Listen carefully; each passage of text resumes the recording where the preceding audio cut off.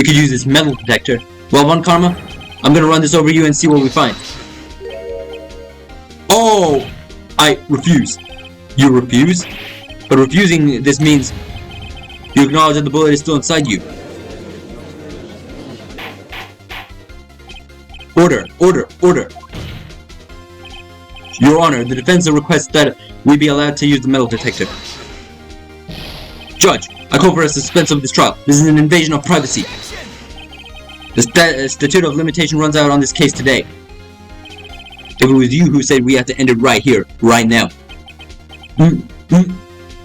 So Karma is the killer of the DL6 incident. Enough. I permit the use of the metal detector. Mr. Von Karma, you will submit yourself to the testing. Nick, what does this mean? I don't know, but we have to give it a shot. What an idiot! You leave a bullet inside you for that long?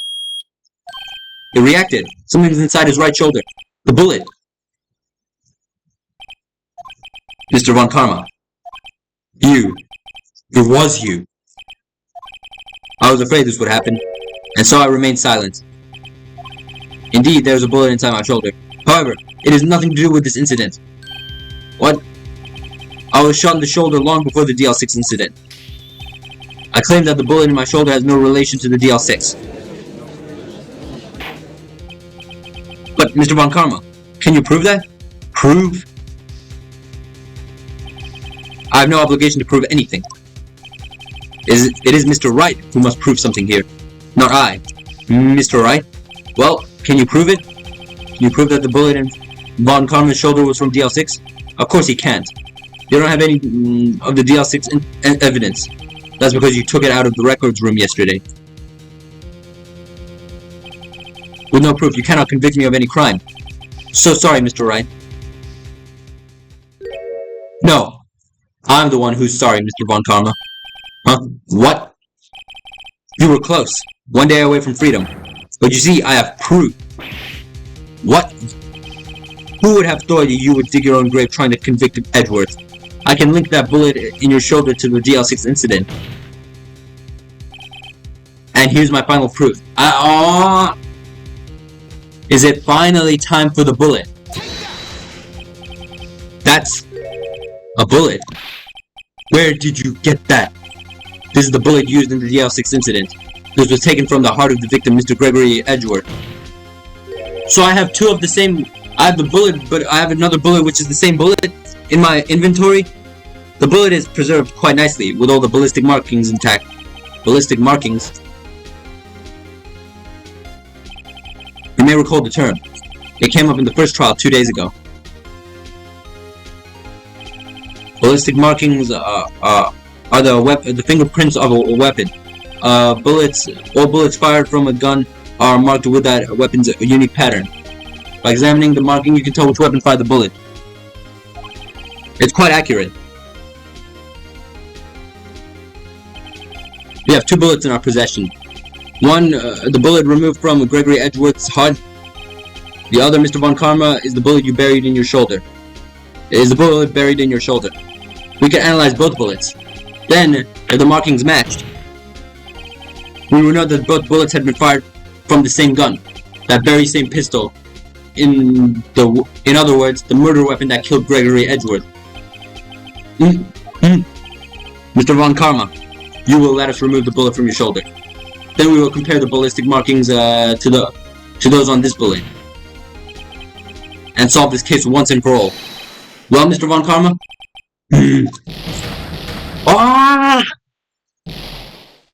Oh, he's going crazy. Oh. That scream. I've heard that scream before. Wait, I know. Help! I can't breathe. Quiet. I said quiet. You're not making this any easier. Stop breathing my air. I'll stop you. Stop breathing my air. Get away. Get away from my father. It's the same scream. It's that scream I heard in the elevator 15 years ago. Von Karma, it was you who screamed. He was 1 day away from freedom as well. This is the most, bro, this is the best moment in the game. I don't even care. This is amazing. Seeing him get so close and exposing him at the very last day. Mr. Von Karma. Edgeworth! Only you would dare defy me. So it was you. You and your father are my curse. Your father shamed me with a penalty on my record. And you left a scar on my shoulder that would never fade. Oh. I'll bury you. I'll bury you with my bare hands. Death! Death! 15 years earlier. Chief Prosecutor, I'm sorry. Von Karma, it's not like you to make this kind of error. I never would have thought that Edgeworth would be the one to catch you. I was careless. I'm sorry, but you will have to be penalized. I've covered for you in the past, but not this time. Edgeworth. It was a shock that none other I had ever shown. Me, penalized? It took hours for me to regain my composure. Suddenly I found myself in the darkness. I was in the court records room. I must have wandered in there without thinking where I was going. The room was pitch black, and the lights must have gone out. I went out into the hole and felt my way to the elevator. I pressed the button, but nothing happened. Then, there was a noise. I was in pain, a horrible burning pain in my shoulder. And then the lights came back on. The elevator door opened before my eyes. I heard if you're shot with a bullet, you don't actually notice the pain until you've seen the wound.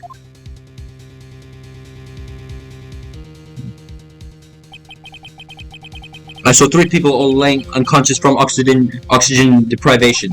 Much to my surprise, a pistol lay at my feet. I knew then, it was destiny. He killed the man who put a penalty on his perfect record. In the last moments, Gregory Edgeworth was still unconscious. He died never knowing who had shot him. Later, he spoke through a medium, blaming Mr. Yogi. He was fooled. It was the perfect crime. I exposed the perfect crime! Who would have thought another man would have come to open that elevator door? Judge. What? What are you doing? Do your job. Bring an end to this miserable charade. Now, end it. I ended the perfect man. Very well.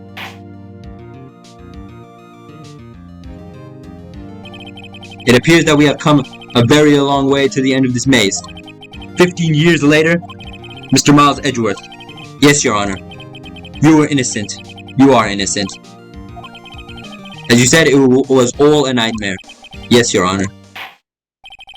The court finds the defendant, Mr. Miles Edgeworth, not guilty.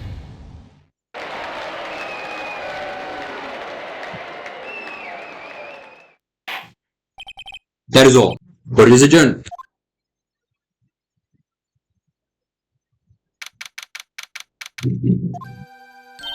Nick, we did it!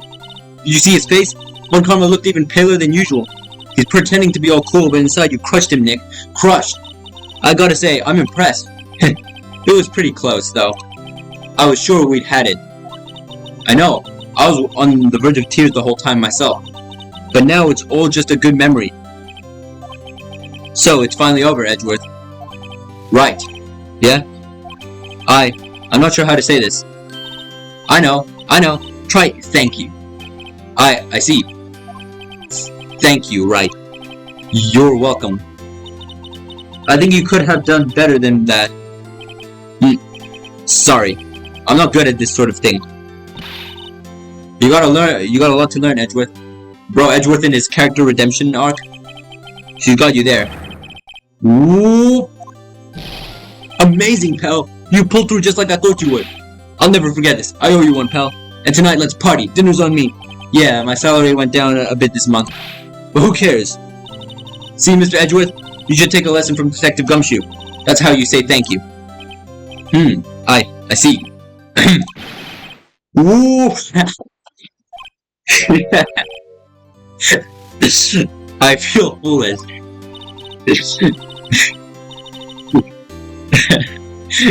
Don't worry, taking a little at a time. Get used to it. It's been 15 years since I've seen Edgeworth this unguarded. Hey y'all! Lotta! Y'all were great in there. Thank you. Yo, Edgeworth, congrats. Thank y'all very much. I knew you were innocent from the start, of course. Just look at you. You wouldn't stick your hand in a cookie jar even if no one was there. You were the witness on the first day of the trial, weren't you? Yeah, well, let begons be begons, yeah? Eh? Speaking of what are you doing now, Loda? Who, me? I went back to college. I gave up trying to be an investigative photographer pretty quick. Really? That's too bad. Huh? Isn't that the hot dog guy from the park? Huh? It's over, Nick. My life is over. Why that sad face, Larry? What happened now? Oh, Nick, I'm not long for this world. You don't look sick. It's Kian's. She's gonna live in Paris. Paris, Nick. Oh my god. She's leaving me behind. Should have seen that coming. Yo, Edgy. There you are. Yes, here I am. Congrats, Edgy. Here, a little gift from me in celebration. Celebration? That's unusual for you. Harry Butts, you came along tonight too. My treat, pal. Huh? Thanks. Looking forward to it. Yo, Nick. That's the suit that questioned me. When he says treat, that's not police talk for prison food, right? Right? I think you'll be fine, Larry. Right. Yeah? What's up? That envelope that Larry gave to me. It's got money in it. Well, yeah. That's not strange. People give money away to celebrate sometimes. It's $38. Right. Huh? What a weird amount. I mean, it's not a little, but it's not a lot either. Oh, $38! The lunch money you got stolen. $38 exactly? Nick! Wasn't that exactly the amount of lunch money that was stolen from Mr. Edgeworth in school? 38? No. No. Larry, it was you! Oh my god, Larry! What are you so surprised about, right? Huh? Larry was absent that day from school, right? But that doesn't automatically rule him out as a suspect. What? Think back to that day 15 years ago. Larry took the day off, but he was bored, so he came back to school. He came into school anyway. Then he saw the money lying there, and the rest is history. And everyone was good at history. Edgeworth, you didn't know, did you? I suspected. I just couldn't picture Larry protecting you like he did that day. Everyone else was saying you did it. The whole class was against you, remember? Yeah, too well. Right, you may not know this, but we used to have a saying back in school. When something smells, it's usually the butts. I know. Really, Wright? I'm surprised you didn't figure it out. Well, this sure is an unexpected turn of events, eh? Edgeworth. You should have told me. So he held on to $38 for 15... No, not 15 years. Was it 15 years? I don't know. Now, Nick, it was 15 years ago. Okay, it was 15 years ago. Did you think the statute of limitations has run out on Mr. Edgeworth? I'd say so, yes. There you have it. Look, where did this leave me? I became a defense attorney because of what you two did. Well, you have always been something of an insufferable emotionalist. Yeah, and you got worked up too easily, too. Death. The death sentence for both of you. Man, if only I'd known, I'd have become a prosecutor. The same goes for me, only the other way around. For the longest time I thought that I might have killed my own father. I thought I might be a criminal. I became a prosecutor in part to punish myself. If I had known the truth, I might have become a defense attorney after all. Edgeworth. Want to switch, right? Hey, y'all. Line up, I'll take a photo. Hey, photo time, let's go. After all that, dinner on me. Detective Gumshoe took us out to town that night. We celebrated Edgeworth's newfound freedom, even though Edgeworth himself was still in detention.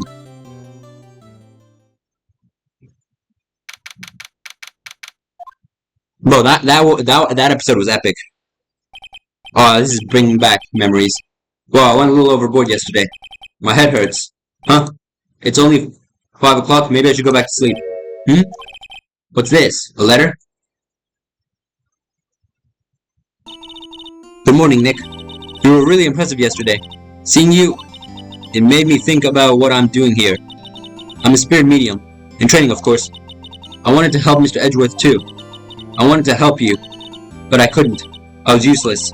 So I've decided to go back to my training. I'll become a full-fledged spirit medium for starters. I couldn't say it to your face, so I left this letter. Goodbye, Nick. No, Maya, don't leave. No. Goodbye? What time is it?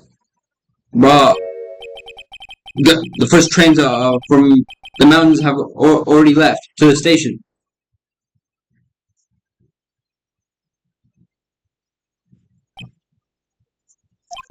I guess I'm too late.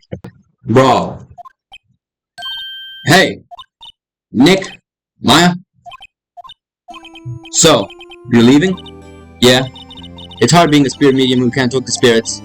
And I think you'll do fine without me, Nick. Be good, okay? Hold it! Wait! What? I never could have saved Edgeworth without you. Your help. Huh?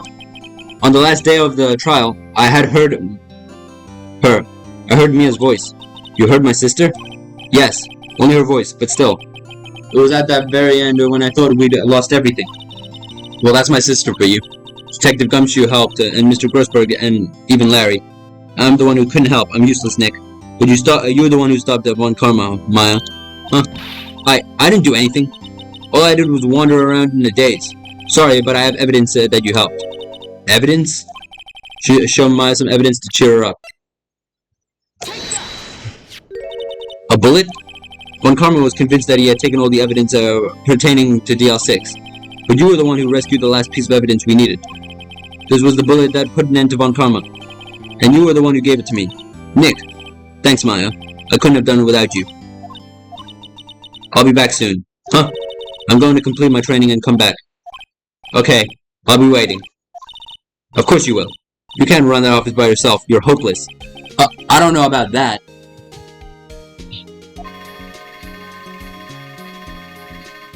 What was that? So, this is it. See you soon, Maya.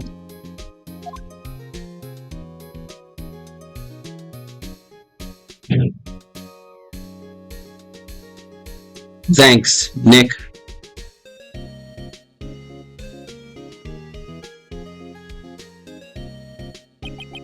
And so my story ends. Time to turn a new page. And say goodbye to the novice defense attorney that I once was. Now a new story begins. With the same old crazy cast of characters. Huh. Don't think you've graduated yet, amateur. Mr. Wright, perhaps you'd like to rethink that claim? Yes, Your Honor. Uh-oh, I got a bad feeling about this. Objection!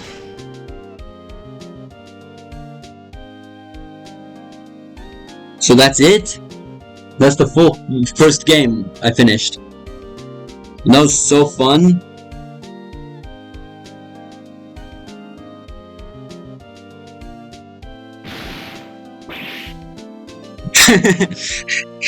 Oh my god.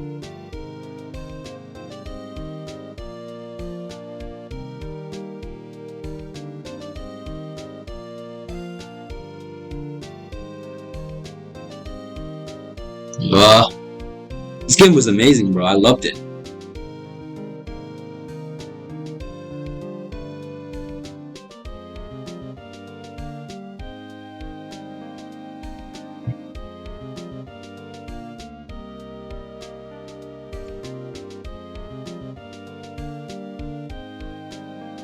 Yeah.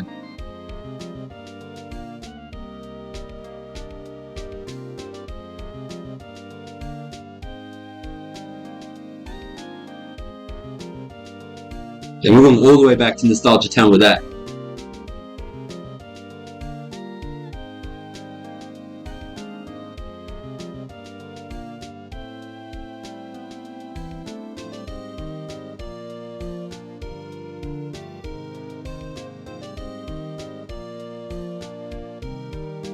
Phoenix Wright, the defense attorney from who I wrote the affidavit from, yes. Oh, he's still there. Bellboy!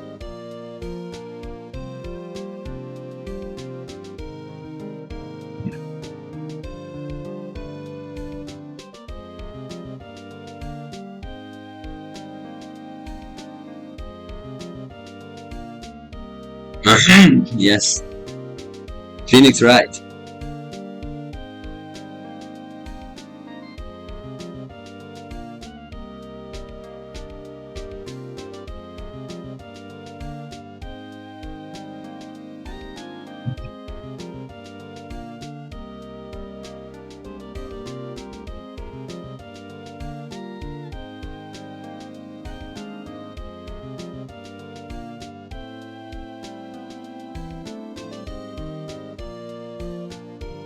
Of course, Windbag is just yapping like normal.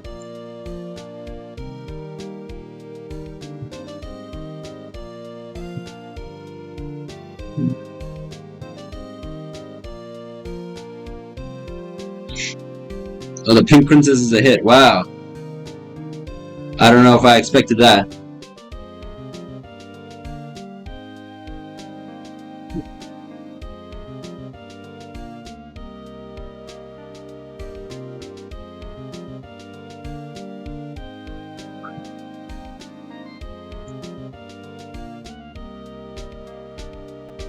I got the letter from Maya the other day. What?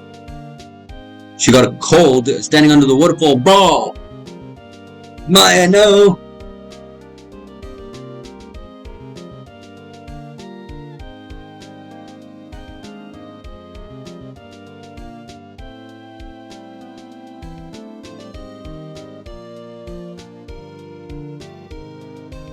Right, who's that? Oh my god, this kid became the Steel Samurai kid to the Pink Princess kid, of course. What did I expect?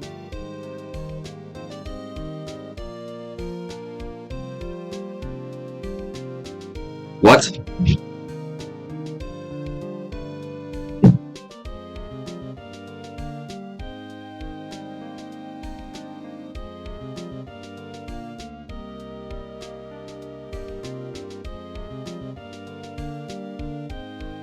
Paranormal photographer.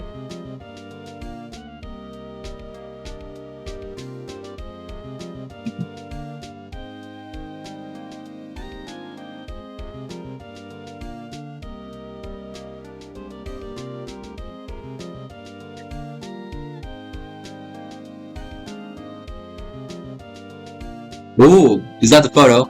Victory. Oh, we got Mia, Larry, me, Maya. That was Gumshoe and what's the other guy's name? I forgot. Wait. How do I forget? Edgeworth. Brand new episode has been. What? Oh, that was the final one. Oh, this is episode 5. Oh, I think this is exclusive to the new editions. On the original Ace Attorney on the Game Boy, this didn't exist. This was added only for the, what do you call it, the modern release. It's from 2019. Saving progress, sure.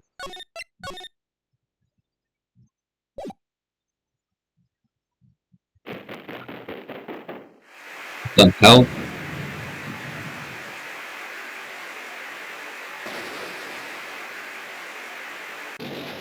So is this like the... What's going on?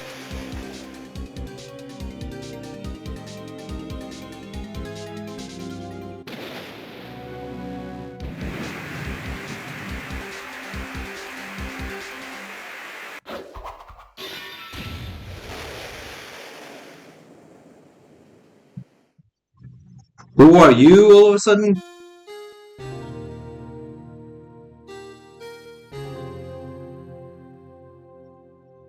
It's been 2 months since Maya left the office. Alright. So I'm gonna stop right there. Okay, that was Phoenix Wright Ace Attorney, alright? That is the final original episode of the original game. Well, this game was a lot of fun. I'm really glad I got to play it, alright? I really enjoyed it. Anyways, if you guys enjoyed this video, make sure you smash the like button, smash the subscribe button, and bye for now.